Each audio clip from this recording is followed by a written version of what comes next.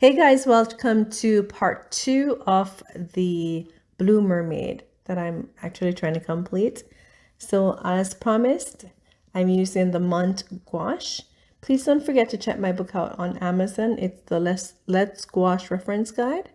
All right, so part two, I started off with the hair. I'm working the hair and I'm using titanium white with the black, lamp black, just mixing that a little bit so I can get the perfect shade of white or off-white, more like a grayish tone.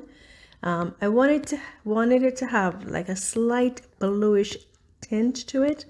However, I did not achieve that desired outlook. I tried my very best to work with this gouache, the Mont Gouache. It's new to me, so I'm still getting used to learning how to actually apply it to get the result that I want.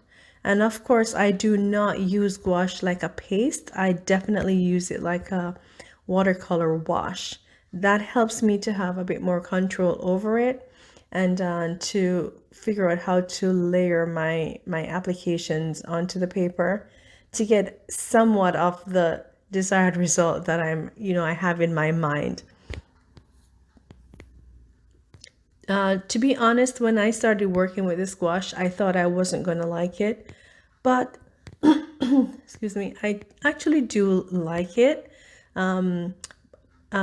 because it have that sort of vibrancy that I'm looking for, even though it's the first time I'm using it. And I did not do a test run and I didn't apply it to a swatch or do anything like that to get a color palette. I just started working with it right off the bat. That is not good to do. Don't follow me. Go ahead and do swatches in order for you to see what the color actually looks like, how you're gonna mix it, how it reacts when you add water to it, if it works better for you as a paste or as a wash, and how much of a wash do you want? Do you want it to be runny like I have mine, or do you want it to be a thicker consistency? Just work with it, play with it first before you start applying it to the paper. Because I've been using gouache for a very long time, like a good while now, a couple of years well. I definitely know how I like to use it, and that is definitely like a watercolor wash. I don't like to use gouache in a paste consistency unless I really have to. I did a video, actually I made a clip trying to use it in the paste form and I did not like it. It was not for me. So every artist has their own style, their own method of applying colors and how to get the result that they want or how to make the picture come alive. Some people do a fantastic job when they use it as paste. Not for me. Maybe because I haven't practiced doing it that way. Not everything I will do in washes. I'll definitely, if I want like a 3D effect, like a lift effect, I will definitely use paste. But for most of my pictures, I go ahead and use gouache. The hair that I'm doing, I tried to get that bluish shade because it's a blue mermaid, but I didn't achieve that, so I ended up making it a bit more deeper and a more on the black side as opposed to it being ash. So you can try yourself and see if you can achieve the color tone that you want based on your swatches. But for me, did not do swatch or a test or anything. So this, I get what I get and I do not get upset. Just saying. But it didn't turn out bad at all. I just had to be patient when I'm working with it and applying lots and lots of layers, like making it dry and then going back and finessing it and adding a little bit of streak here and there and just working with it. I do like the staining effect though of how this gouache work. When I put the water down, because I'm using it in a liquid form, when I apply it to the paper, which I'm using the Artist Loft. I almost forgot what paper I was using. The Artist Loft paper I'm using. I think it's cold pressed. When I applied the water to it, it was so blotchy. It's almost giving me a staining effect, which is okay because I like staining. I like the effect of staining, and I like to work with staining. Like if you're doing a staining effect, I like that when I'm doing my painting. So it looks original and doesn't look like you're copying somebody else's work, because you don't paint the same way, correct?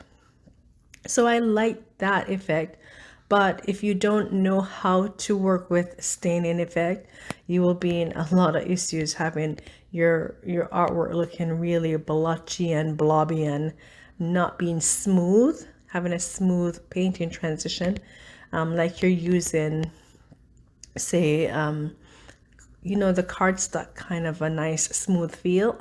Some papers work like that, but the Artist Loft cold press, this one is more of a cotton kind of a feel, and it absorbs the water, meaning it takes a lot of it can take a lot of water.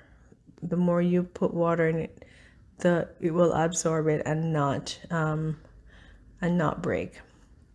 So if you're depending on the paper that you're using, just be careful. As I mentioned before, always try and do a test or a swatch just to figure out how you're going to get this project done. I worked on the back fin, the fin in the backbone, and that was a pleasure to actually do. It took me a little while to get the blending of the mauve and a little bit of the Persian blue, and just mixing all those colors together to make it pop, but not too bright, like so it overshadows her body or her hand, like taking away from the focal point. So I did enjoy doing that. I do a little bit of outlining just with the lamp black, but I added some blue and make it a bit deeper, but not black like vibrant black.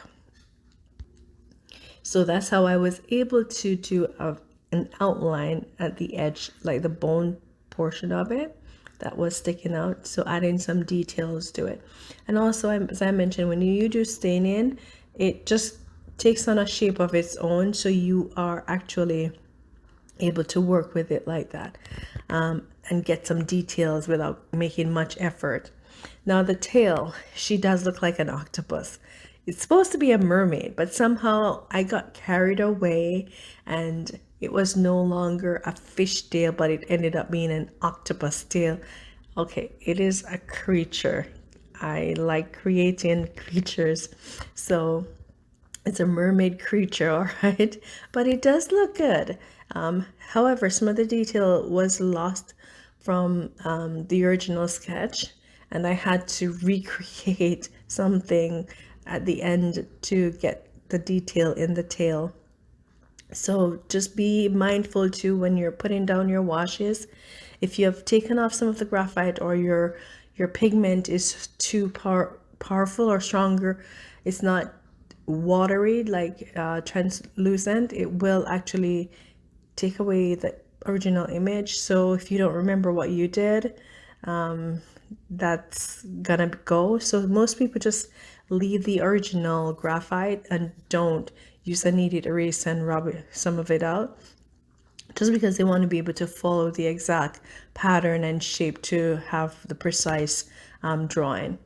So I did have fun doing this picture, which took me over 7 hours, not in one sitting, or else I would be doomed. I would be so tired.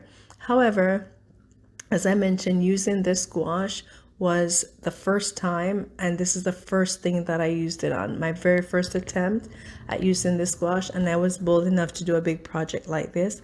So I'm not disappointed. I'm very happy with the outcome, and I hope you enjoy, this art piece, creating the creature. As I mentioned, it just takes time. Don't rush it. Never rush a project. Like if you're not in the mood to draw or paint, don't worry doing it. Do it a little bit at a time.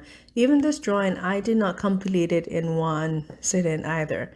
I take my time, and I probably did the head and then I did the portion of the body and figure out how the tail is, and I just left it and come back to it and then figure it out and how I wanted the eyes and so forth.